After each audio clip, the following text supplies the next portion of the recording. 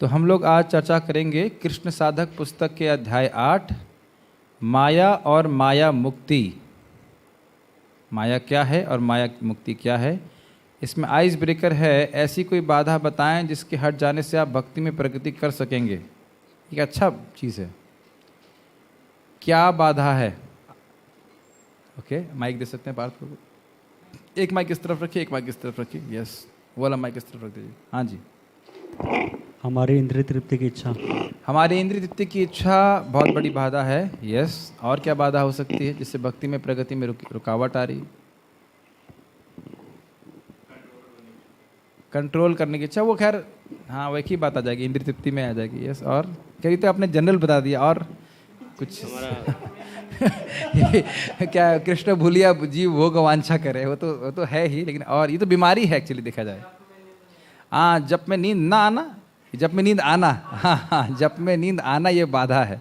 और लस्ट, हाँ ये सब देखिए, ये तो बीमारी है। तो इसको बीमारी को ठीक करने में क्या बाधा आ रही है? हाँ जी, आलस। हाँ, वैष्णव का अपराध। देखिए वैष्णव का अपराध तो है, लेकिन ऐसा नहीं कि आप दिन भर बैठ के वैष्णव अपराध ही करते रहते हैं। लोग प्रसाद में कंट्रोल नहीं करते हैं। अच्छा ठीक है। और मन चंचल है। तो ये सारी बातें, शास्त्रों के पढ़ने में रुचि नहीं होना, और उसका कारण क्या है? शास्त्रों में पढ़ने में रुचि क्यों नहीं होती है? नियमित रूप से नहीं सरदा पढ़ते स्ट्रॉन्ग इसलिए। नहीं। नियमित रूप से पढ़ेंगे तो शास्त्रों में रुचि होने लग जाएगी।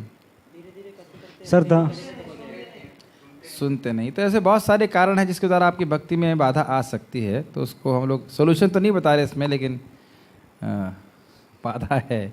हम लोग जब के ऊपर चर्चा करेंगे, सबसे बड़ी बाधा जो है वो इसमें बहुत बुद्धिमान है। सबसे बड़ी बाधा जो है उसका निराकरण और बाधा, वो दोनों का चर्चा नेक्स्ट पैराग्राफ में होगी। इसलिए इन्हें आइस ब्रेकर को रखा है। जरा देखिएगा, अनुप्रभु पढ़िए। जब गोविंद हरिदास ठाकुर के पास पहुंचा तो उसने देखा कि वह अपनी पीठ के बल लेटे हैं और ना ये मैं पढ़ता हूँ क्योंकि इसमें बहुत सारी मिस्टेक है शायद। पीठ के बल धीरे धीरे, अच्छा लेटे हैं और धीरे धीरे माला में जप कर रहे हैं, ऐसा लिखा है क्या? हाँ, मैं इसमें लिख नहीं पाया। ठीक है कोई बात नहीं, फिर सही पढ़ रहे हैं आप, पढ़िए। पेट के बल लेटे हैं और धीरे धीरे जप माला पे जप कर रहे हैं। गोविंद ने कहा, कृपया उठकर अपना महाप्रसाद ग्रहण करें। हरिदास ठाकुर ने उत्तर दिया, आज मैं उपवास रखूंगा। मैंने अभी अपना जप पूर्ण नहीं किया है, तो फिर मैं कैसे खा सकता हूँ? किंतु तुम तो महाप्रसाद लाए हो, भला मैं उसको कैसे उपेक्षा करूँ? तो आप ये देख सकते हैं कि ये वाली लाइन तो हम लोग सब पालन करते हैं। अब महाप्रसाद लाए हैं, 9 बज गया है, प्रसाद का समय हो गया है, अब मैं उसकी उपेक्षा कैसे कर सकता हूँ? लेकिन मंगल आरती उठने में के लिए या जप करने के लिए भी होता है, कुछ भक्त आलस कर जाए।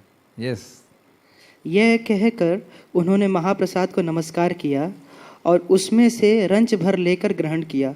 अगले दिन श्री चैतन्य महाप्रभु हरिदास के स्थान पर गए और उन्होंने पूछा, हरिदास तुम ठीक तो हो?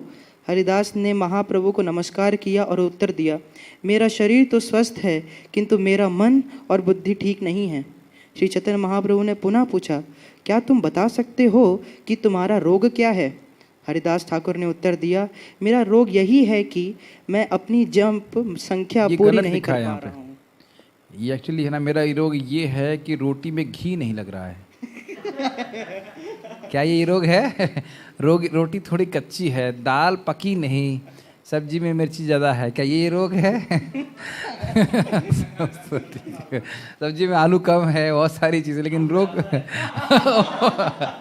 आप ये देख सकते हैं कि रोग ये नहीं है। रोग क्या है, जरा फिर से पढ़िएगा, बड़े जोर से पढ़िएगा। यस, हरिदास ठाकुर ने उत्तर दिया, मेरा रोग यही है कि मैं अपनी जप संख्या पूरी नहीं कर पा रहा हूँ।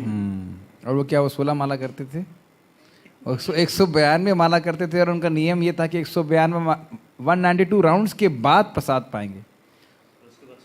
हाँ, उसके बाद सोएंगे अगर समय मिला तो।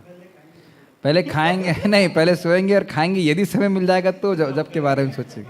यस, यदि कोई जप की निर्धारित संख्या पूरी नहीं कर पाता है तो उसे आध्यात्मिक जीवन की रुग्ण अवस्था में समझना चाहिए। रुग्ण मतलब रोगी। और एक रोगी रोग फैलाता भी है, बिकॉज ये रोग जो है ये कॉन्टेजियस भी हो सकता है। अगर एक भक्त ढीले पड़े हुए हैं तो उनको भक्त दूसरे लोग भी देखेंगे, अरे वो भी तो माला दिन में पूरी कर रहा है, हरे कृष्ण राम राम, हरे कृष्ण राम राम, कृष्ण कृष्ण राम राम राम राम राम राम, हरे कृष्ण कृष्ण कृष्ण राम राम, ऐसे लोग पूरी कर रहे हैं। तो पहला रोग तो हमारा भव रोग है और उसकी दवा एकमात्र है 16 माला का जप।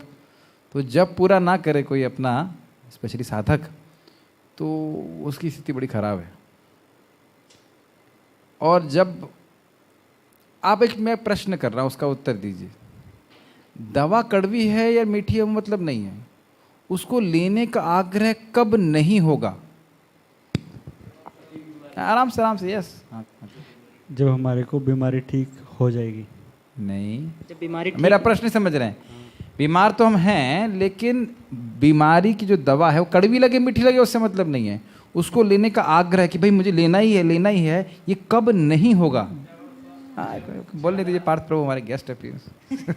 नहीं कुछ नहीं, आप बोलिए मस्ती करो, बोलिए क्या बोलेंगे? दवाई लेने का आग्रह नहीं होगा। हाँ, कब नहीं होगा? जब हम स्वस्थ होंगे। नहीं, आप समझ नहीं पा रहे। ओके, बोलिए, या बोल दीजिए, माइक दीजिए इनको। ज़्यादा हमारी बीमारी होगी तभी हमें इच्छा नहीं होगी। जब हम सोचते हैं कि हमें स्वस्थ नहीं होना है, हाँ, और या तो हम बीमारी को हटाना नहीं चाहते। यस, जब हम ये नहीं समझें कि हम कितने बीमार हैं, कितनी बड़ी कष्ट में हैं, तब बीमार जो दवा है उसको लेने में मानाकानी करेंगे, जैसे छोटा बच्चा करता है। वो ये नहीं समझता कि इस बीमारी से, कभी कभी ऐसे छोटे बच्चे को बीमारी होती है जो आगे जाके बहुत बड़ा तकलीफ दे, जैसे पोलियो के टीके। उसको पता नहीं कि पोलियो होने से कितने बड़ी कष्ट आ जाएगा, या वो चिकन पॉक्स के टीके भी लगते हैं, उसको पता नहीं कि आज मैं टीका नहीं लूँगा तो आगे कितना कष्ट होगा। तो वो आनाकानी करते हैं बच्चे लोग। तो हम नहीं समझ पा रहे हैं कि जन्म मृत्यु जरा व्याधि का जो दुख है वो कितना बड़ा दुख है। और इस कारण से, जैसे मैं भी गुरुकुल के बच्चों को क्लास दे रहा था, तो वहाँ पे ना एसी था, ना कूलर था, ना कुछ, तो बेचारे पसीने पसीने हो रहे थे। तो थोड़े वो लोग उद्विग्न हो रहे थे। तो हमने कहा क्यों उद्विग्न हो रहे हो भाई? कि बड़ी गर्मी लग रही प्रभु जी। हमने कहा यहाँ तो आपको आधे घंटे में छोड़ देंगे, और माता के गर्भ में छोड़ेंगे आधे घंटे में कि भाई बहुत तकलीफ हो गई, थोड़ा हवा खा के आइए बाहर। 5 महीना आप माँ के गर्भ में जब रहना पड़ता तो कोई पूछता है भाई? हाँ, नहीं 5 महीना, इसलिए हाँ 1 मिनट, ये मैंने क्यों बोला कि मैं सही बोल रहा हूँ, लेकिन क्यों बोल रहा हूँ 5 महीने जब माँ के गर्भ में रहना। वाह प्रभु जी, तेज होते जा रहे हैं। क्योंकि चौथे महीने या 5वें महीने में चेतना आती है, उससे पहले बेहोश पड़े रहते। 2 ट्विंस बैठे हुए थे। हमने कहा ये हो सकता है कि आपकी व्यथा, अगर माँ के घर में 2 संतान हो तो आप अपनी व्यथा दूसरे से कहो और वो आपसे कहे, लेकिन पराये ट्विंस नहीं होते, और कहने के बावजूद भी आपकी कोई हेल्प नहीं कर पाएगा। तो अगर हम इस चीज़ को समझे कि आगे भावी अगर हम भजन नहीं करते हैं तो आगे कितना बड़ा कष्ट हमारे सामने है, तो फिर हमारा बस जब को लेने में आग्रह नहीं होगा। अरे अच्छा नहीं लग रहा, आज मन नहीं कर रहा, आज मूड नहीं कर रहा, ये है वो है, ऐसे करके बहाने व्यक्ति मारते रहते। आगे पढ़िए। श्रीला हरिदास ठाकुर नामाचार्य कहलाते हैं। निसंदेह हम हरिदास ठाकुर की नकल नहीं कर सकते, किंतु हर व्यक्ति को निश्चित संख्या में नाम जप करना चाहिए। हमने अपने एक और इम्पॉर्टेंट बात है, निश्चित संख्या से क्या फ़ायदा होता है? हम अपने मन पे विजय प्राप्त कर लेते हैं। मन एक दिन बोलेगा करो, एक दिन बोलेगा नहीं करो, एक दिन बोलेगा करो, एक दिन बोलेगा नहीं करो। लेकिन जब हम नियम बना लेते हैं, हम लोगों ने वहाँ पढ़ा था आदि बद्री में, कि जब हम नियम बना के व्रत लेके करते हैं तो हमारा मन स्ट्रांग हो जाता है, मतलब वो करता ही है। हाँ, या किसी ने मान लीजिए शुरुआत में 4 माला का नियम बनाया तो 4 माला करना ही है। और एक और अच्छी बात हमारे सुदामा प्रभु ने मेरे को बताई कि अगर आप कोई व्रत लेना चाहते हैं कि मुझे ये कार्य रोज करना है, तो उसको अपने सुबह के शेड्यूल में डाल दीजिए, क्योंकि दिन कैसा होगा वो आप नहीं कह सकते। और आप देख भी सकते हैं हर दिन किंचित मात्रा में थोड़ा अलग अलग होता है। आपको अलग वस्तुएं खाने को मिलती हैं, लोग अलग तरह से बात करते हैं, अलग अलग प्रकार से बर्ताव करते हैं। तो अगर आप चाहते हो कि आपका हम चाहते हैं कि हम नाम व्रत पालन कर सकें, तो सुबह के शेड्यूल में डालना पड़ेगा।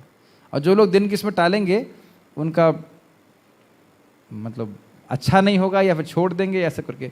मैं कुछ एक्स्ट्रा राउंड्स करता हूँ। कल या परसों की बात है, मैं भूल गया था, मैं लेट गया कि, और फिर मुझे एकदम से याद आ रही तुम्हें 4 माला एक्स्ट्रा करना है। तो फिर मैंने उठ के जप किया, मुझे याद ही नहीं था कि मुझे एक्स्ट्रा करना है। और जो 16 के लिए ऐसा करेगा तो मैं एक्स्ट्रा कर रहे नहीं भी होगा तो कोई अपराध नहीं लगेगा। व्रत ले लिया है, दीक्षा ले लिया है, वो भक्त बताते हैं प्रभु जी कभी कभी 2 माला भूल जाते हैं करना। जो मुझे भक्त बता रहे थे गांव के कि 2 माला छोड़ दिया, उन्हें याद ही नहीं रहा कि 2 माला करनी है, और वो अगले दिन याद आता। हाँ, बस ऐसे रहता। ठीक है। तो हमने क्या सीखा? निश्चित संख्या में जप करने से क्या फायदा होता है? दिमाग तेज होता है। अरे मुंह पे माइक पे बोलिए। दिमाग कंट्रोल में रहता है। हाँ, दिमाग नहीं कहना चाहिए, मन। हाँ, ठीक है। अच्छा, आप लोग सोचते रहे जप के संग ऐसा होता है। अगर आप सोचिए कि मैं रोज योगा करूंगा तो भी मन बोलेगा ऐसे, हाँ तुम तो शरीर नहीं हो तुरंत चलो, तुम शरीर तो हो नहीं, योगा करने की क्या जरूरत है? अगले दिन बोलेगा देखो कुछ भी हो, शरीर से तो वजन होता है, तो थोड़ा योगा कर लो। ऐसे मन की प्रवृत्ति है, अनुकूल प्रतिकूल, अनुकूल प्रतिकूल चलता रहेगा। तो उसको जीतना एक साधक के लिए बहुत जरूरी है, इसलिए नियमित रूप से करना है। आप देखिए, एक दिन मंगल आरती अच्छी लगेगी, कभी कभी मंगल आरती लगता है खत्म कब होगी, ऐसा आगे पीछे होता रहता है। कभी कभी गुरु पूजा में बहुत भाव आएगा, कभी क्या लगेगा जल्दी खत्म हो जाए। ये सब मन की एक छल है, ड्रामेबाजी, इससे बढ़ना चाहिए। एक बार भूरिजन प्रभु ने प्रभुपाद से पूछा, भूरिजन प्रभु खुद बताते हैं, भूरिजन प्रभु कह रहे थे कि प्रभुपाद कभी तो हमें आपके संग बड़ा अच्छा लगता है और कभी कभी लगता है कि बड़ा अजीब सा लगता है कि हम यहाँ से इस संग से हटें। खुद बोले भूरिजन प्रभु, ऐसा क्यों होता है? तो प्रभुपाद जी ने बोला ये माया का प्रभाव है, माया के कारण आपको ऐसा लगता है। और इवन कभी कभी दिमाग ऐसे क्या करता है कि जब ये वो काम नहीं करते हैं, फिर उसके बाद वो खुद कहता है अरे तुम्हें ऐसा करना चाहिए था। और यस टाइम निकल करना खा लिया उसके बाद। हाँ, तो इसलिए अपने जीवन में नियम लाना ये बहुत जरूरी है। यस, हमने अपने कृष्ण भावनामृत आंदोलन में 160 माला का कितना जीरो में मिस कर गया, उसमें लिखा है 160, 160 माला करनी ना हम लोग को। ठीक है, 16 माला करनी। 16 माला का न्यूनतम, अधिकतम न्यूनतम है कि अधिकतम है? न्यूनतम मतलब उसके बाद भी आप कर सकते हो एक्स्ट्रा। ये नहीं सोचना 16 माला हो गया ये बस हो गया मैक्सिमम। प्रभुपाद बोले 16 round not maximum but minimum. इतना एक नए भक्त को करना है, उसके बाद ये नहीं कि 16 माला बहुत हो गया, उससे ज़्यादा कुछ नहीं करना है। एक अच्छा बात कदम कारण महाराज बोल रहे थे, कह रहे थे कि you don't have to do many things, you are doing those things because you want to do things. हम अपने बहुत सारा व्यापार खोल के बैठे हुए हैं, उसकी जरूरत नहीं है। We don't need to do many things. We are doing those things because we want to do those things. Do those things. Otherwise अपना जीवन निर्वाह करें और भगवान का भजन करिए, बस उसी में सुख है। आगे पढ़िए। 16 माला का न्यूनतम नाम जप निर्धारित कर रखा है, जिससे पाश्चात्यवासी अपने आप को बोझिल अनुभव ना करें। इन 16 मालाओं का जप तो करना ही चाहिए, और वह भी उच्च स्वर से, जिसमें जप करता स्वयं सुन सके और अन्य लोग भी सुने। अब मेरा प्रश्न ये है कि आइस ब्रेकर का और इस डिस्कशन का क्या संबंध है?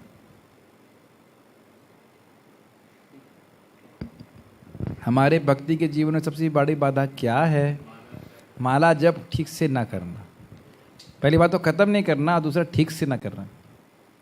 साक्षात भगवान हैं अपने नाम के रूप में। आज ही मैं एक भक्त को देखा, हमारे सामने ऑफिस में आए और उनका वही वाला कर्टसी जप होता है ना, हरे कृष्ण हरे कृष्ण प्रभु जी, वो हरे कृष्ण हरे राम राम हरे कृष्ण, हरे कृष्ण राम राम राम हरे कृष्ण, राम राम हरे कृष्ण राम राम हरे कृष्ण। इस तरह के जब से आप प्रैक्टिकल लेवल पे कहें तो कोई फ़ायदा नहीं होता। हम जब कर रहे हैं, एकाग्र करने का प्रयास कर रहे हैं मन को, मन इधर भाग रहा है, वो कोई अपराध नहीं है। प्रभुपाद जी कन्वर्सेशन में बोलते हैं इस बात। लेकिन बहुत सारे काम कर रहे हैं, बीच में भी हरे कृष्ण राम राम हरे कृष्ण राम राम हरे कृष्ण राम कर रहे हैं, तो उससे उतना कोई लाभ नहीं होगा। जब बोला जाता है कि ध्यानपूर्वक जप ना करने से भी लाभ होता है, तो उसका अर्थ है कि जानबूझ करके ध्यानपूर्वक ना करना। ये नहीं कि टीवी खोल लिया उसके बाद हरे कृष्ण कृष्ण कृष्ण हरे हरे कृष्ण मुझे सेवा में नियोजित कीजिए। वैसे अभी मैं आंखों से टीवी सीरियल देखना चाहता हूँ, लेकिन कृष्ण मुझे अपनी सेवा में नियोजित कीजिए। What does it mean?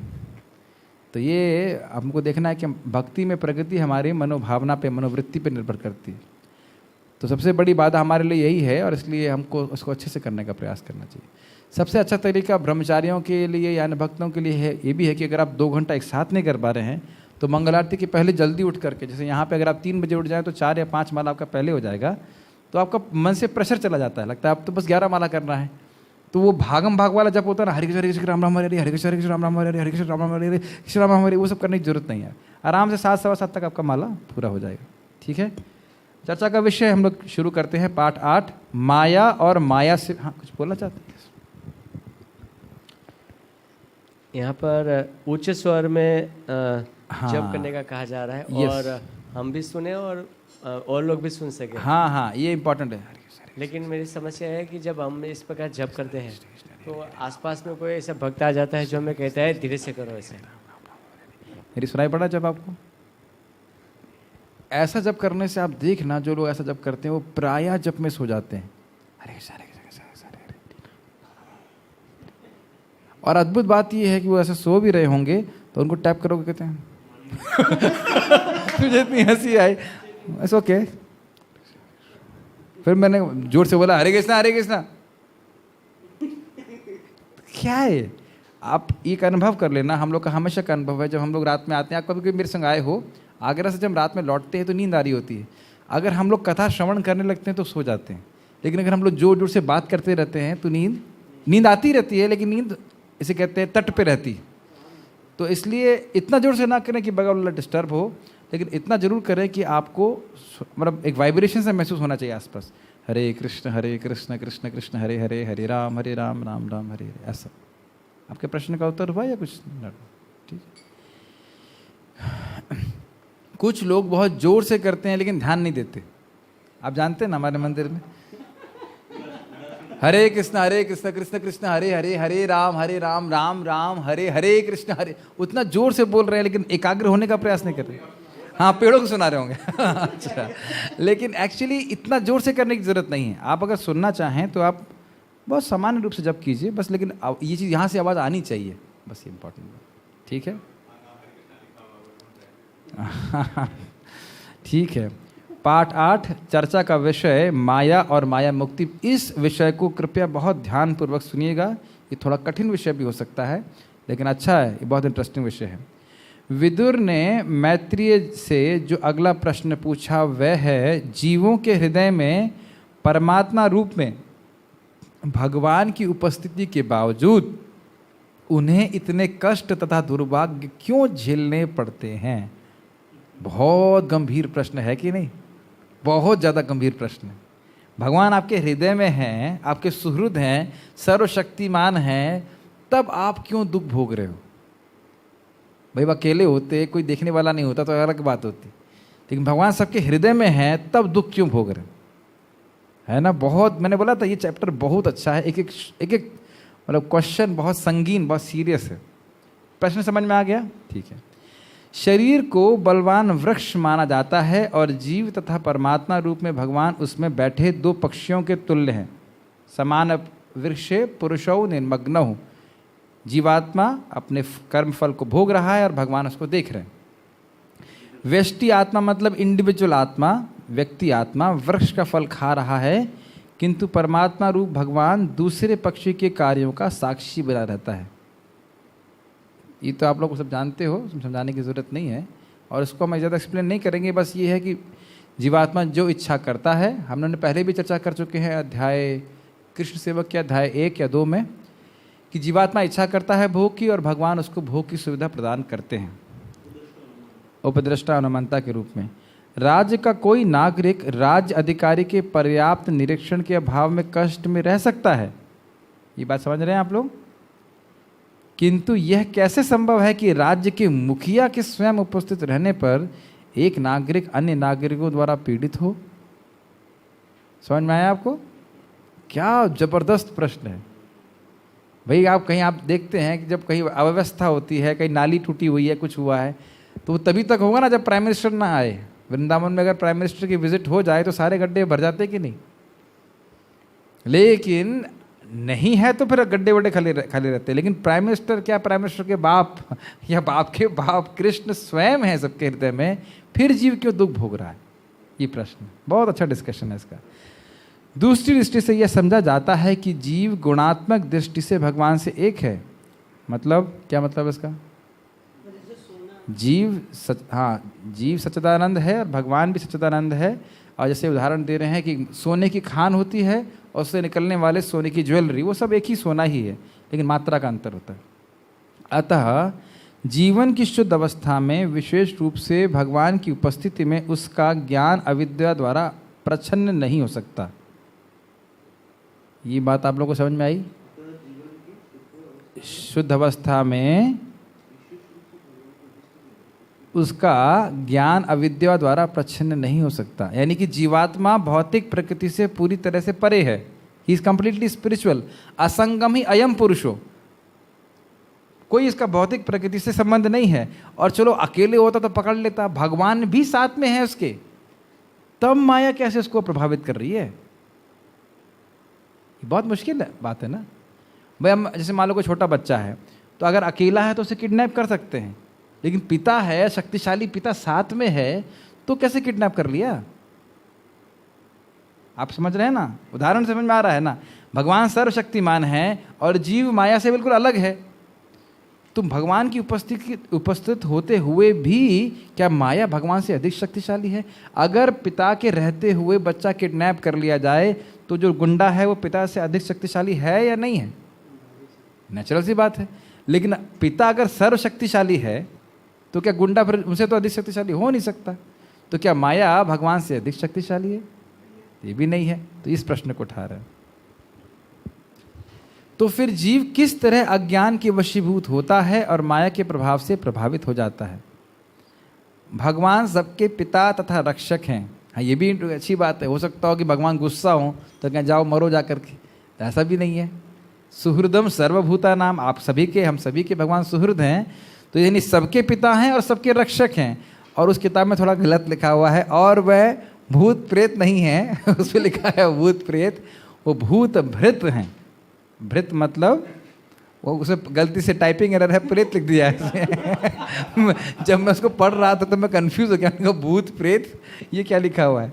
तो किताब में आप देखेंगे आगे लिखा हुआ है ना, उस शब्द आ रहा है भूत भृत।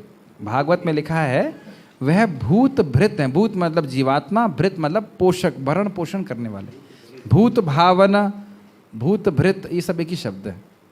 ठीक है। ममात्मा भूत भावना मतलब जीवात्मा के पालन करता। तो रक्षक हैं और पिता है, तो वह भूत भृत अर्थात जीवों के पालक के रूप में जाने जाते हैं। तो फिर जीवों को इतने कष्ट तथा दुर्भाग्य क्यों झेलने पड़ते हैं? कभी कभी आपसे किसी ने प्रश्न किया है कि जब भगवान इतने अच्छे हैं तो जीवों को इस भौतिक जगत में दुख भोगने के लिए क्यों भेज दिया? ये प्रश्न इसी से संबंधित है। ऐसा होना नहीं चाहिए, किंतु वास्तव में हम देखते हैं कि सर्वत्र यही होता है। अतः विदुर ने इस प्रश्न का समाधान चाहा। अभी देखिए इसमें उत्तर नहीं दिया है। अभी आप लोग लगातार सोच रहे होंगे ना कि उत्तर दे देंगे। पहली चर्चा में उत्तर है नहीं, खाली प्रश्न समझ लीजिए आप। तो जीवों के कष्टों के बारे में यहाँ क्या प्रश्न पूछे गए हैं इसको समझ लिया जाए। पहले अब आप लोग बताइए, क्या प्रश्न समझ में आया आपको? जिसको समझ में आया वो कृपया उसको समझाने का प्रयास करिए अपनी भाषा में। वीरभद्र प्रभु कैन स्टार्ट। यस। यहाँ बोल रहा है कि जीवात्मा और परमात्मा एक ही शरीर में है। तो परमात्मा उपस्थित रहते हुए भी कैसे जीव दुख भोग रहे हैं? यस। और भगवान, ये एक प्रश्न है। और क्योंकि उदाहरण दिया गया था कि एक बहुत अच्छा मतलब अगर मैनेजर कोई है नहीं है या सरकारी अधिकारी नहीं है तो लोग परेशान हो सकते हैं, लेकिन अगर साक्षात सबसे बड़ा मान लीजिए प्राइम मिनिस्टर है तो उनके सामने कैसे कोई किसी का मर्डर कर सकता है? तो यानी कि भगवान की उपस्थिति में जीव को दुख कैसे प्राप्त हो सकता है? और काफ़ी सारे प्रश्न हैं। और क्या प्रश्न है? उधर माइक पकड़ा सकते हैं, किसी को समझ में आ रहा है यहाँ पर? हाँ, गलत नहीं होना चाहिए क्योंकि ये नया टॉपिक है आपके लिए। मैं नहीं समझ पाऊंगा कि आप तुरंत समझ पाएंगे। किसी बच्चा के साथ पिता है, फिर बच्चे भी के संग पिता है, फिर भी कैसे उस बच्चा को किसी गुंडा ने नहीं देख रहे नहीं, ये प्रश्न नहीं था। ये मैंने प्रश्न को समझाने के लिए उदाहरण दिया था। प्रश्न बताइए। पहला प्रश्न था कि भगवान की उपस्थिति में जीव दुख कैसे पा सकता है। दूसरा प्रश्न है कि जीवात्मा और भगवान दोनों प्रकृति से परे हैं, तो भगवान की उपस्थिति में माया कैसे जीव के ज्ञान को कैसे आच्छादित कर लेती? ये दो प्रश्न हैं। और ऐसा होना नहीं चाहिए, लेकिन फिर भी हम देख रहे हैं सब जगह ऐसा होता है। तो ये प्रश्न विदुर जी का है। तो हम लोग अब इसके उत्तर को देखेंगे।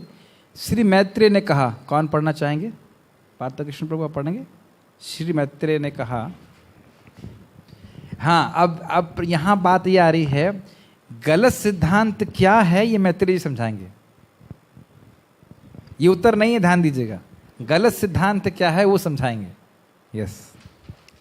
श्री मैत्रेय ने कहा, कुछ बद्धजीव ये सिद्धांत प्रस्तुत करते हैं कि परब्रह्म या भगवान को माया द्वारा जीता जा सकता है। यानी कि वो प्रश्न क्या था, माया जीव भगवान के साथ है, फिर भी जीव का ज्ञान माया के द्वारा प्रच्छन्न हो जाता है, अर्थात माया भगवान के इच्छा को या शक्ति पे विजय प्राप्त कर लेती। ये उनका मतलब कह सकते हैं विचार है।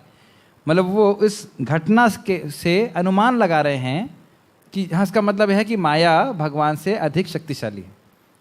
इसलिए यहाँ बोला जा रहा है बद्ध जीव, यानी उसको प्रामाणिक ज्ञान परंपरा से प्राप्त नहीं है, इसलिए ऐसा अनुमान लगा रहा है ना। ठीक।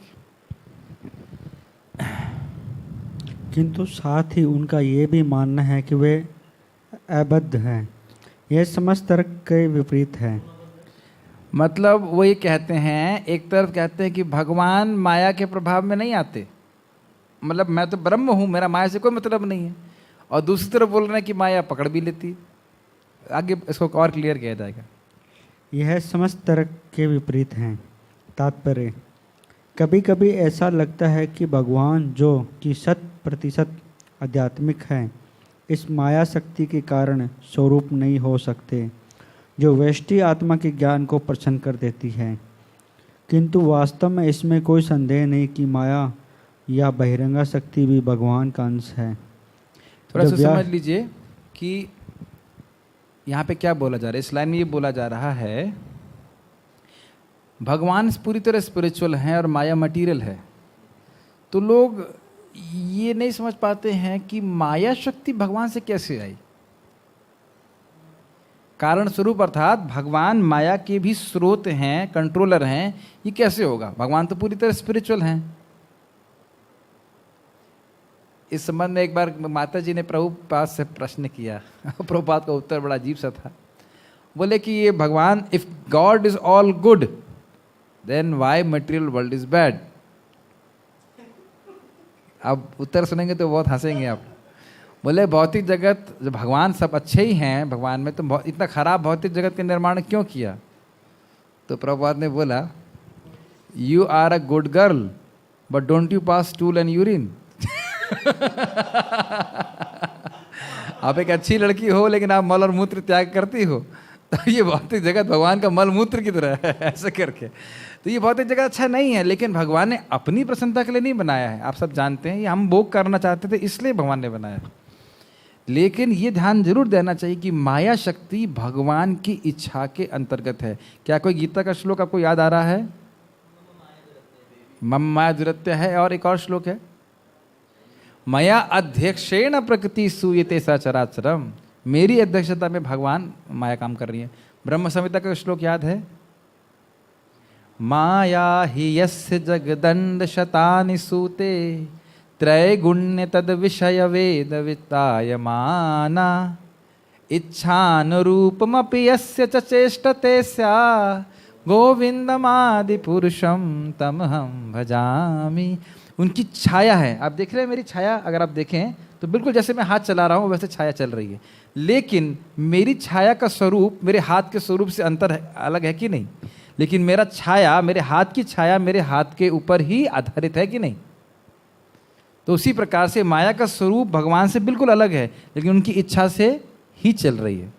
वैसे मैं उत्तर बता देता हूँ, माया जीव को प्रभावित करती है भगवत इच्छा से ही। आगे आ जाएगा, लेकिन मैं आपको याद दिला दूंगा कि ये उत्तर है इसका। ठीक है, पढ़िए आगे। तो ये समझ में आ रहा है, ये समझ में आना चाहिए कि कृष्ण भले ही सामान्य व्यक्ति लग रहे हैं, लेकिन वो माया के सुप्रीम अधीश्वर हैं, माया के कंट्रोलर हैं। ठीक है। किंतु वास्तव में इसमें जैसे एक उदाहरण से आप समझ सकते हैं, मान लीजिए प्रेसिडेंट जेल में आते हैं और आप नहीं जानते हो कि प्रेसिडेंट हैं, तो क्या अंदाजा लगाएगा कैदी कि ये सामान्य सा व्यक्ति दिखने वाला ये भारत की सारी जेलों को कंट्रोल करता है? नहीं लगा सकता ना अनुमान। ऐसे ही सामान्य व्यक्ति सोचेगा कृष्ण तो एक ग्वाले थे, ये थे, वो थे, क्षत्रिय थे, अच्छे गृहस्थ थे, लेकिन ये नहीं समझ पाएगा कि वो पूरे मायाधीश हैं, माया को कंट्रोल करने वाले हैं। और इसको स्वीकार करने के लिए व्यक्ति को शास्त्र पे छलांग लगा के, श्रद्धा की छलांग लगा करके स्वीकार करना पड़ेगा, तब वो माया से मुक्त हो सकते हैं। भले ही उसको अभी ना लगे, समझ में ना आए कि कृष्ण किस प्रकार से माया से परे हैं, और न सिर्फ परे हैं बल्कि माया को कंट्रोल करते हैं, फिर भी शास्त्र की बात सुन करके स्वीकार करना चाहिए। आगे पढ़िए। किंतु वास्तव में इसमें कोई संदेह नहीं कि माया या बहिरंगा शक्ति भी भगवान का अंश है। जब व्यासदेव ने भगवान का साक्षात्कार किया तो उन्होंने भगवान को अपनी बहिरंगा शक्ति के साथ देखा, जो वेष्टि जीवों के शुद्ध ज्ञान को आवृत कर देती है। श्लोक क्या है वो? माया तद उपाश्रय, उपसमाश्रय से करके श्लोक है कि भगवान के ये 5वां अध्याय में, जहाँ तक मुझे स्मरण आना, 5वां या 6वां अध्याय में, प्रथम स्कंद में, जब व्यासदेव जी को बोला गया नारद जी के द्वारा कि आप भगवान के लीलाओं से भरा हुआ ग्रंथ लिखें, तो समाधि की अवस्था में उन्होंने देखा किस प्रकार से भगवान कृष्ण हैं, जीवात्मा और माया को, माया कैसे जीवात्मा को पकड़े हुई है, उसको समझ पाए। और इस कारण से उन्हें वो ग्रंथ लिखा जिसके द्वारा माया से मुक्ति जीवों की हो जाए, उस ग्रंथ को पढ़कर। और उस ग्रंथ का नाम है मनोहर कहानियाँ। नहीं, श्रीमद् भागवतम। अच्छा, ठीक है। वैसे सही है, वो मनोहर कहानियाँ तो कृष्ण की ही कहानियाँ है। कृष्ण कहता है शुणमताम चाचा चौधरी साबू लंबू, ये सब कथा नहीं है। आप आश्चर्य करेंगे, लेकिन भागवत में 10वें स्कंद में बताया गया है कि भौतिक जगत की बात सुनने से ही हमारा भवरोग बढ़ रहा है। वो एकमात्र कारण, अगला जन्म अगर होगा तो उसका एकमात्र कारण है भौतिक जगत की वार्ता को सुनने की प्यास, और कोई कारण नहीं। हमारे गुरु महाराज इसको बोल रहे थे, प्रजल्प ब्रीड्स अनर्था। ब्रीड समझते हैं आप? पैदा करना, जैसे दही जमाते हैं ना हरिचंद्र प्रभु, तो एक को बीच में डाल देते हैं ना, कुछ उसमें कुछ कीड़ा डालते हैं, थोड़ा गरम गरम स्थान में रखते हैं, तो सुबह तक बहुत सारा दूध जो है वो दही बन जाता है। ऐसे हमारी भक्ति का दही बन जाता है दूध अमृत जैसी भक्ति का दही बन जाता है अगर हम जगत की चर्चा करते हैं। ठीक है, चर्चा करें इस अनुच्छेद में माया के बारे में क्या संशय प्रस्तुत किया गया है। संशय मतलब क्या डाउट है लोगों का। ये मैं एक एक पैराग्राफ को अच्छे से समझ लीजिएगा, बहुत अच्छा पैराग्राफ है। यस, माइक से बोलिए, माइक से बोलिए। यस, डाउट हुआ कि माया कहीं भगवान से ज़्यादा शक्तिशाली तो नहीं। हाँ, ये लोग तर्क प्रस्तुत करते हैं कि क्या माया, मतलब माया जो है वो भगवान से अधिक शक्तिशाली है, तभी तो जीवों को पकड़ ले रही है। यानी इसका अधिक शक्तिशाली का अर्थ है कि माया भगवान की अध्यक्षता में उनकी इच्छा के अनुसार नहीं चल रही। ये उन लोगों का मत है। ओके, आगे आप पढ़ेंगे। जगत कृष्ण प्रभु, यू कैन रीड। बस ग्लासेस चाहिए होंगे। श्री मैत्रेय ने कहा, नहीं, बहिरंगा। आप चश्मा लेके आओ ना अपना। चश्मा कहाँ है आपका? है नहीं आपके पास चश्मा? चलिए ठीक है, आप पढ़। नहीं, कोई पढ़ेंगे। बहिरंगा शक्ति इस तरह क्यों काम करती है, इस पर। ये भी एक अच्छा प्रश्न है। अच्छा प्रश्न है कि नहीं भाई? भगवान क्या जीवों से द्वेष करते हैं क्या, जो माया के चुंगल में डालें? मैं भाई कल पुलिस बुलाकर आप सब लोग को पुलिस स्टेशन में, थाने में पकड़वा दूँ? प्रभु जी हमने क्या किया? प्रभु जी आप बोलेंगे ना, हमने क्या कर दिया? प्रभु जी हम तो भगवान को अपनी भक्ति करनी है, हमको पुलिस क्यों बुला लिया आपने? आप लोग ऐसा बिहेवियर एक्सपेक्ट नहीं करते ना? क्यों नहीं करते? क्योंकि आप मेरे मित्र हो, इजंट इट? तो भगवान तो हमारे सुहृद हैं, तो क्यों माया रूपी पुलिस को पीछे लगा दिया? ये भी प्रश्न है। यस, इस पर निम्रवत विचार किया जा सकता है, जैसे कि श्रील विश्वनाथ चक्रवर्ती ठाकुर तथा श्रील जीव गोस्वामी जैसे महान टीकाकारों ने विश्लेषण किया है। यद्यपि भौतिक माया शक्ति आध्यात्मिक शक्ति से पृथक होती है, तथापि यह भगवान की अनेक शक्तियों में से एक है, और इस तरह प्रकृति के भौतिक गुण निश्चय ही भगवान के गुण हैं। शक्ति तथा शक्तिमान भगवान पृथक पृथक नहीं हैं। इसको समझ लीजिए। जब बोलते हैं भगवान गीता में त्रैगुण्य, क्या था श्लोक अभी आपने क्या बोला था? नहीं, मम माया दुरत्या, क्या सा हो? दैवी ऐसा गुणमयी मम माया दुरत्या। तो मम माया का अर्थ है ये माया जो गुणात्मक है वो मेरी इच्छा से चल रही है। भले ही वो भौतिक है, भले ही वो आत्मा के स्वरूप से अलग है, अपरा है, लेकिन भगवान की शक्ति से चल रहा है। इसलिए जो चीज़ असंभव है वो भगवान की इच्छा से संभव हो जाता है। आगे पढ़िए। यद्यपि ऐसा शक्ति भगवान के साथ एकाकार रहती है, किंतु वह इससे कभी भी वशीभूत नहीं क्या अर्थ होते। है इसका, एकाकार रहती है? मतलब जिस प्रकार से सूर्य और सूर्य की रोशनी को आप कभी अलग नहीं कर सकते, लेकिन सूर्य की रोशनी सूर्य पे ही आश्रित रहती है, ऐसे भगवान की शक्ति को आप भगवान से अलग नहीं कर सकते, लेकिन वो भगवान की इच्छा के अनुसार चलती है, उनके अंडर में चलती है। यस। यद्यपि सारे जीव भगवान के विभिन्न अंश हैं, किंतु वह भौतिक शक्ति द्वारा पराजित हो जाते हैं। क्यों हो जाते हैं? क्या उत्तर है? हाँ, कृष्ण की इच्छा से, क्योंकि वो भोग करना चाहते हैं, इसलिए भगवान माया का प्रभाव उनके ऊपर होने देते हैं। मैं भगवान से विद्रोह करना चाहता हूं, इसलिए भगवान माया का प्रभाव मुझ पे होने देते हैं। माइक पे बोलिए, माइक पे बोलिए। माइक। कौन बोला उसे करने के लिए? माया में है आप? क्या आप पैशन में है? रज्जुगुण। यस। श्री प्रभुपाद एक अच्छा उदाहरण देते हैं कि कभी कभी कोई बच्चा जो है पंखे को छूना चाहता है, हाँ, yes. और पिता जो है उसको छूने देता है ताकि वो समझ सके कि उससे क्या दुष्परिणाम हो सकता है। दुष्परिणाम हो सकता है। ठीक है, चर्चा करें। बहिरंगा शक्ति भगवान पर आश्रित रहती है, भगवान के समान रहती है, या उनसे पूर्णतः अलग रहती है? क्या उत्तर है? भगवान पे आश्रित रहती है। ठीक है। अच्छा, एक अद्भुत बात है, भले ही भगवान पे आश्रित रहती है, लेकिन भगवान से इस जगत को अलग दिखाती है। मैं इसको रिपीट कर रहा हूं। भगवान पे आश्रित है, लेकिन उसका एकमात्र कार्य ये है कि इस जगत की वस्तुओं का संबंध भगवान से अलग दिखाए। मेरी बात आप समझ रहे हो? जैसे आप देखो, यहाँ पे एक स्मार्टफोन है, ये करताल है, ये माइक है। अगर हम बुद्धि ना लगाएं तो हर व्यक्ति यही बोलेगा कि ये मेरा फ़ोन है, ये मेरा है, ये मेरा है, और इसको मैं भोगूंगा। भगवान इस बात को स्वयं बोलते हैं, क्या? चतुश्लोकी भागवत में, प्रतीयता यद प्रतीयता ना प्रति, है ना, ना प्रतीयता चात्मनि तन विद्या मायो माया यथा भासो यथा तमः। हाँ, यही श्लोक है। अगर इस जगत में कोई वस्तु आपको दिख रही है और आप उसका संबंध भगवान से नहीं देख पा रहे हो, तो यही माया है, कि सब कुछ भगवान का है। माइक पे बोलिए। हाँ, बताइए। आप ऑन तो कर लीजिए।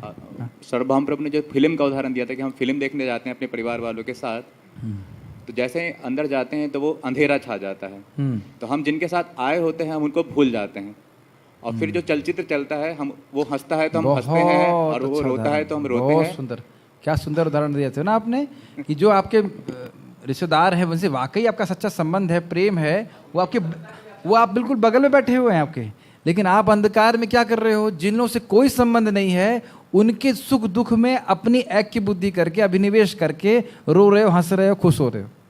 जैसे मैं एग्जाम्पल देखता हूँ, कर्मी जीवन में एक पिक्चर देखी थी, लगान। तब आमिर खान ने छक्का मारा तो आपको क्या फर्क पड़ता है? हम लोग पूरा हॉल बोलता है हरी बोल तो नहीं लेकिन हो हा करते। तुम्हारा क्या मतलब हुआ उससे? कुछ भी मतलब नहीं हुआ। या इवन भारत में भी अगर मान लीजिए कोई 11 लोग इधर हैं और 11 लोग उधर हैं, तो क्या पूरा देश खेल रहा है एक दूसरे के खिलाफ? 11 लोग क्रिकेट खेल रहे हैं, लेकिन हमारा अभिनिवेश हो जाता है। खैर, तो ये बहुत अच्छा उदाहरण है, पिक्चर वाला उदाहरण। भगवान को भूल करके इस जगत के संबंधों में हम अपना अभिनिवेश कर लेते हैं। बहुत खतरनाक बात है। खैर, तो ये माया के कारण होता है। तो माया भगवान पे आश्रित रहती है, यानी कि उनकी इच्छा से ही वो जीवों को मोह में डालती है। ओके, आगे कौन पढ़ना चाहते हैं? हिंदी कौन पढ़ सकते? दाशरथी प्रभु, आपके पास माइक है। यस। भगवान का अचिंत्य योगम ऐश्वर्यम या मैश्वर्यम है? ऐश्वर्यम होना चाहिए। ऐश्वर्यम, जिसका वर्णन भागवत गीता 9.5 में हुआ है कि कूप मंडूक दार्शनिकों द्वारा ठीक से नहीं समझा जाता। ये कूप मंडूक दार्शनिक समझते हैं। कूप मतलब कुआं और मंडूक मतलब मेढक। तो कुएं के मेढक को कितना ज्ञान होगा? कुएं जितना होगा। तो भगवान, जैसे मैं छोटा सा उदाहरण बता दे रहा हूँ कि मैंने IIT में उसको देखा था। एक व्यक्ति, वेस्टर्न फिलोसफर जीव गोस्वामी के बारे में लिख रहे थे कि जीव गोस्वामी कहते हैं परम सत्य एक व्यक्ति है। ये धारणा मेरे अनुसार एकदम गलत लगती है। क्या इसमें गलती है?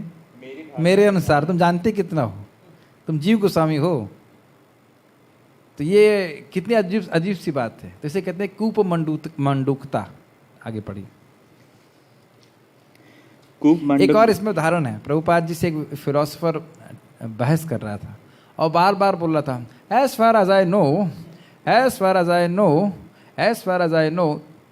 तो प्रभुपाद ने एक बार लास्ट में बोला that's a point, how far do you know, कितना जानते हो आप? और आप ऐसा सोच रहे हो कि सब कुछ जानते। ठीक है, एक और उदाहरण है। इस रूम में बैठी हुई चींटी, मान लो कोई चींटी वहां बैठी हो, तो समझ पाएगी वाह भाई बहुत बढ़िया डिस्कशन हुआ आज, मतलब तत्व ज्ञान दिया है उन्होंने। क्या उसे कुछ अंदाज लग पाएगा चींटी को कि क्या हो रहा है यहाँ पे? कुछ भी अंदाज नहीं लगेगा। क्या मैनेजमेंट हो रहा है, मान लो यहाँ पे मैं मार्बल भी लगवा रहा हूँ, तो कोई चींटी को अंदाज है? और हम लोग तो चींटी से भी छोटे हैं पूरे ब्रह्मांड में। वो एक चींटी स्टीफन हॉकिंग बन जाती है, कहती मुझे लगता है ये रूम जो है बम विस्फोट से आया है। और बाकी चींटियाँ कहती हैं वाह भाई वाह, बहुत धन्य हैं, हम सब लोग मिलकर आपको नोबेल पुरस्कार प्रदान कर रहे हैं। आपके ज्ञान का तो कोई सीमा ही नहीं। उतनी देर में अनुप्रभु आते हैं, झाड़ू मार करके चींटियों को बाहर कर देते हैं। तो इसी प्रकार से बहुत सारे लोग साइंटिस्ट और वैज्ञानिक और ये जो जितने भी कूप मंडूक हैं, ये उछलते रहते हैं। उतनी देर में माया आती है, मृत्यु आती है, सब उठा करके फेंक देती बार। Next batch. यस, पढ़िए आगे। ठीक से नहीं समझा जाता। वे इस सिद्धांत के समर्थन में कि नारायण स्वयं भगवान दरिद्र नारायण बनते हैं, यह प्रस्ताव रखते हैं कि भौतिक शक्ति परमेश्वर को पराजित करती है, किंतु श्रील जीव गोस्वामी तथा श्रील विश्वनाथ चक्रवर्ती ठाकुर इसकी व्याख्या में एक अति सुंदर उदाहरण प्रस्तुत करते हैं। छोटा सा चीज़, ये उदाहरण इससे हो इससे पहले मुझे एक और उदाहरण आ रहा है इसी संबंध में, कि कोई गुंडा अगर किसी व्यक्ति को पकड़ ले, तब तो ठीक है, मान रहे हैं कि भाई वो गवर्नमेंट से विद्रोह कर रहा है, फिर भी वो गवर्नमेंट से अधिक शक्तिशाली नहीं। लेकिन अगर कोई नालायक व्यक्ति है जिसने कोई क्राइम किया है, उसको पुलिस आके पकड़े, तो आप ये कहेंगे कि पुलिस ने उसे किडनैप किया? क्रिया एक ही है कि नहीं? आप ये नहीं कह सकते कि क्रिया में अंतर है। जबरदस्ती उसको पकड़ करके कैदी बना लिया जाएगा, किडनैप करने वाला भी ये करता है। लेकिन पुलिस किसकी आज्ञा से कर रही है? और क्या पुलिस का कोई द्वेष है उस व्यक्ति से? द्वेष कुछ नहीं है, लेकिन क्योंकि उसने गलत किया है इसलिए गवर्नमेंट की आज्ञा से ही पुलिस उसको करेगी। और छोड़ती भी पुलिस गवर्नमेंट की आज्ञा से ही है उसको, अपनी इच्छा से नहीं कह सकता वो कि मुझे आप पकड़ के ले जा रहे हैं, मैं अपनी इच्छा से जब चाहूँ तब मुक्त हो जाता हूँ। मैं नहीं मानता कि मैं जेल में हूँ, ये कहना सही है? जो व्यक्ति उसके मान लीजिए इसके हाथ में चेन बंधी हुई है, यहाँ चेन बंधी हुई है, और वाकई वो जेल में भी है, मैं ये तो सब मानने की बात है। मैं नहीं मानता मैं जेल में हूँ। IIT में एक लड़का था, वो सिगरेट पीता था, कहता मैं नहीं मानता ये तमोगुण में है। तुम्हारे मानने से नहीं क्या होता है, यही तमोगुण है कि आप सिगरेट पीने को भी तमोगुण नहीं मान रहे। ये बात भी आएगी। यस। श्री विश्वनाथ चक्रवर्ती ठाकुर इसकी व्याख्या में एक अति सुंदर उदाहरण प्रस्तुत करते हैं। वे कहते हैं यद्यपि सूर्य सर्वत्र प्रकाश देता है, किंतु बादल, अंधेरा तथा हिमपात यह सभी सूर्य के विभिन्न अंश हैं। ये आपको समझ में आया? आगे पढ़ लीजिए, समझ में आ जाएगा। सूर्य विभिन्न अंश का अर्थ ये है कि सब सूर्य से विभिन्न दिखते हैं कि नहीं? बादल, हिमपात, सब कुछ। लेकिन ये कहाँ से आए हैं? बस। Yes yes. आपको लगता है नहीं? आपको लगता है कि जो हिम है, बर्फ, वो सूर्य से आई है? ये अच्छा बात आ जा रही है, जरा विचार कीजिए। बर्फ क्या सूर्य से आई है? ओके, पार्थ प्रभु बताइए, माइक आपके पास है। बर्फ सूर्य से कैसे आ सकती है? सूर्य तो एक मिनट, अभी देखिए, हमने कहा माया का स्वरूप और भगवान का स्वरूप बिल्कुल अलग है। अब अभी देखिए कि बर्फ का स्वरूप और क्या सूर्य का स्वरूप एक है? अब आप बताइए कैसे आई? सूरज जब समुद्र से भाप उठती है, तो जो पहाड़ हिमालय होता है वहाँ पे भाप जाके बर्फ के रूप में। यस। तो यानी जिसके पास ज्ञान है वो समझ सकता है कि भले ही बर्फ और सूर्य अलग अलग दिख रहा है, स्वरूप बिल्कुल अलग है उसका, लेकिन बर्फ सूर्य से ही आई है। आगे पढ़िए। सूर्य के बिना बादलों या अंधकार से आकाश के पालन होता है। अंधकार, इसमें कुछ मिस्टेक होगी। सूर्य के बिना बादलों सूर्य के बिना बादलों या अंधकार से आकाश आच्छादित होने की कोई आकाश के आच्छादित होने की कोई संभावना नहीं रहती। उस किताब में कुछ मिस्टेक है थोड़ी सी। हाँ। ना ही पृथ्वी पर हिमपात हो सकता है। यद्यपि सूर्य द्वारा जीवन का पालन होता है, किंतु सूर्य द्वारा उत्पन्न अंधकार तथा हिमपात से जीवन विचलित भी होता है। किंतु यह भी सत्य है कि सूर्य स्वयं कभी भी अंधकार, बादल या हिमपात से पराजित नहीं होता। ये पहले हम पढ़ लीजिए, चलिए। बहुत अच्छा उदाहरण है, इस पर चर्चा करेंगे। सूर्य ऐसे उपद्रवों से बहुत दूर रहता है। जो अल्प ज्ञानी हैं वे कहते हैं कि सूर्य बादल से नहीं, आपने देखा नहीं, वह कहते नहीं है, वही कहते हैं। यहाँ गलत, अच्छा, उसमें वह लिखा, वही कहते हैं। वही का मतलब है बस वही मूर्ख कहेगा, जो अल्प ज्ञानी वही कहेगा, और कोई बुद्धिमान व्यक्ति से नहीं कहेगा। कहते हैं कि सूर्य बादल से या अंधकार से ढक जाता है। इसी तरह पार ब्रह्म भगवान सदैव भौतिक शक्ति के प्रभाव से अप्रभावित रहते हैं। यद्यपि उनकी शक्तियों में से एक है परस्य शक्तिर्विविधैव श्रूयते। परस्य शक्तिर्विविधैव श्रूयते का अर्थ है कि भगवान की अलग अलग शक्तियां हैं, ऐसा हम सुनते हैं। एक, अब आप अपने पहले प्रश्न पे याद करिए कि भगवान सर्वशक्तिमान हैं तो जीव माया के द्वारा प्रभावित क्यों हो जाता है? याद आ रहा है? और यहाँ हमने क्या उदाहरण में सीखा? हिमपात, बादल, और क्या उदाहरण था? अंधकार। ये सब सूर्य की वजह से होता है, और सूर्य ही जीवन में जीवन दे रहा है। समझ रहे हैं मेरी बात? लेकिन इन वस्तुओं का कारण भी सूर्य है, लेकिन इनका प्रभाव सूर्य के ऊपर बिल्कुल नहीं है। तो यानी भगवान की ही इच्छा से जीव जो भगवान से अलग रहकर भोग करना चाहते हैं उनको माया प्रभावित करती है, लेकिन इसका अर्थ ये नहीं है कि माया ने भगवान की इच्छा का अतिक्रमण किया है। माया भगवान से अधिक शक्तिशाली नहीं है, माया भगवान की इच्छा के अनुसार ही कर रही। क्या स्पष्ट हो गया है बात? ओके। हाँ, माइक कुछ भी पूछते, माइक पूछिए। यस। लेकिन जीवों को क्यों इस प्रकार से दुख देती है, वो क्लियर नहीं हुआ अभी तक। जीवों को माया दुख क्यों देती है, वो देखिए, उसकी चर्चा अभी आगे होगी कि जीव दुख का अनुभव कर क्यों रहे हैं।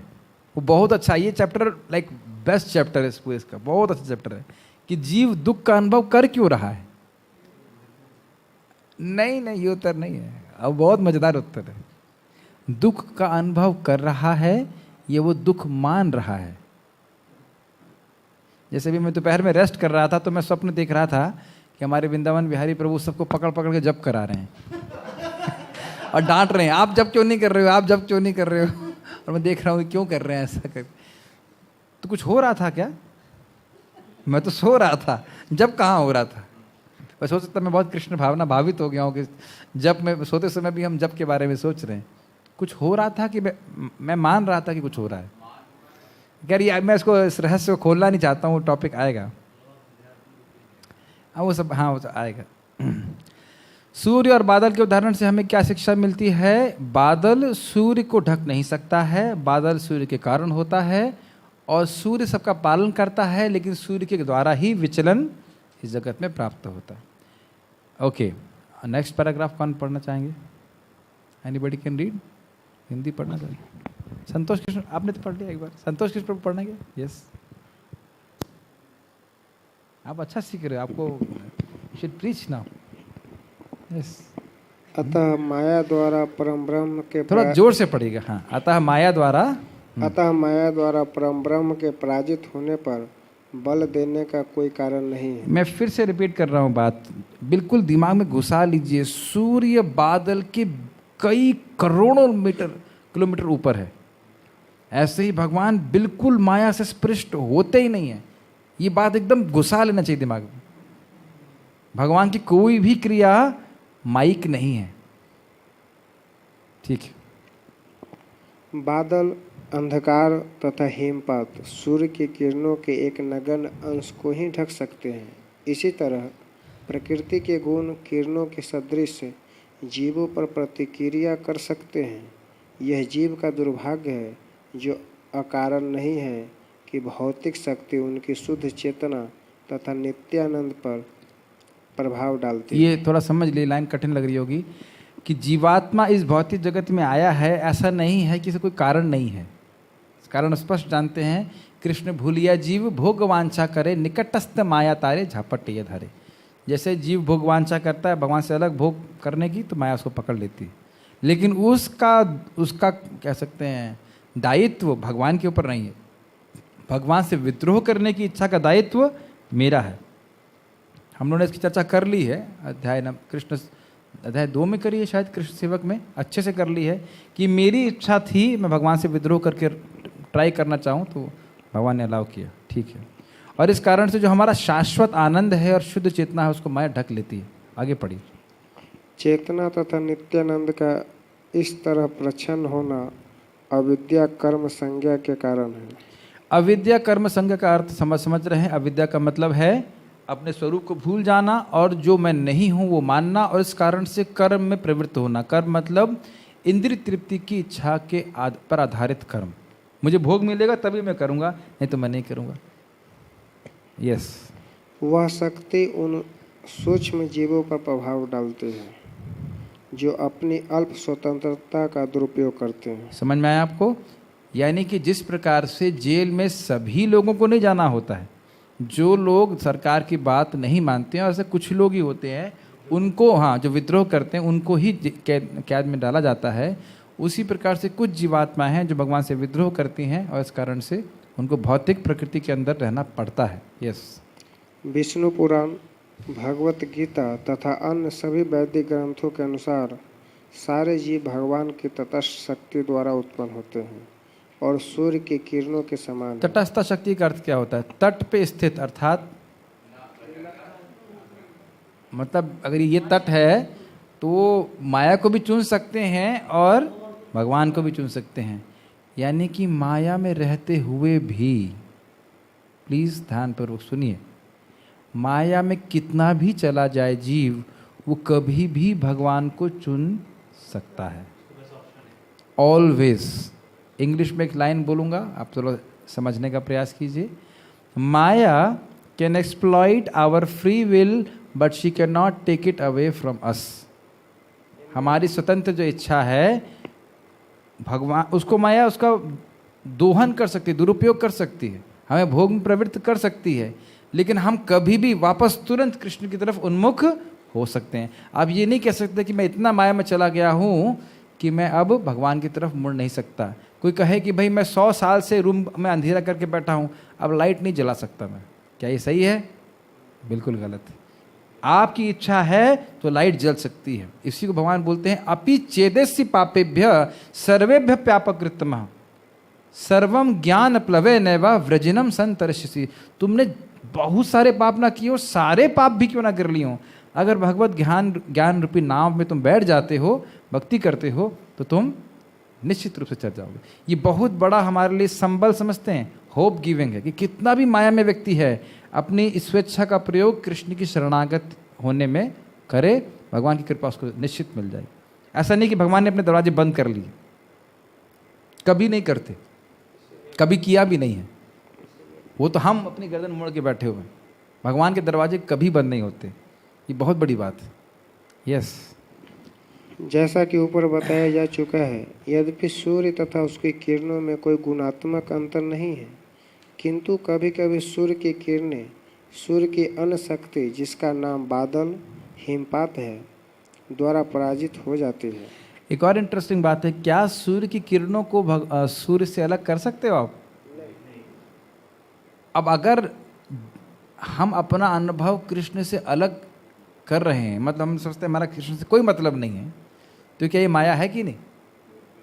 जब जैसे जैसे हम माया से मुक्त होंगे तब समझ में आएगा कि मैं तो कृष्ण से कभी अलग था ही नहीं, असंभव है अलग होना। तो ये असंभव कार्य, आप इस चीज़ को समझ लीजिए। जैसे सूर्य की किरणों को सूर्य से अलग करना संभव है? नहीं है। फिर भी उसी प्रकार से जीव का कृष्ण से अलग होना संभव है, फिर भी माया के प्रभाव से ऐसा लगता है, ऐसा प्रतीत होता है कि जीवात्मा भगवान से अलग हो गया, इससे कोई मतलब नहीं। ये चीज़ है। यस, थोड़ा हैवी हो रहा होगा प्रोसेसर पे, कभी कभी होता है ना लैपटॉप में से वो गोल घूम हैंग करने लगता है ये तो ज़्यादा हो गया है। फिर भी बस हम इस पैराग्राफ के बाद रुक जाएंगे। इसी तरह यद्यपि जीव गुणात्मक रूप से भगवान की पराशक्ति के साथ एक है, किंतु उनमें कनिष्ठा भौतिक शक्ति द्वारा पराजित होने की प्रवृत्ति होती है। ये भी बात ध्यान रखना चाहिए। वो वाली बात सत्य है तो ये भी सत्य है कि हमारे अंदर